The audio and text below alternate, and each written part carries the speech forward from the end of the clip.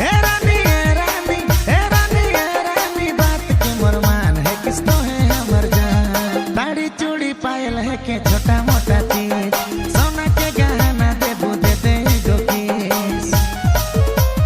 साड़ी चूड़ी पायल है के छोटा मोटा चीज, सोना के गहना देबू दे दे गो किस।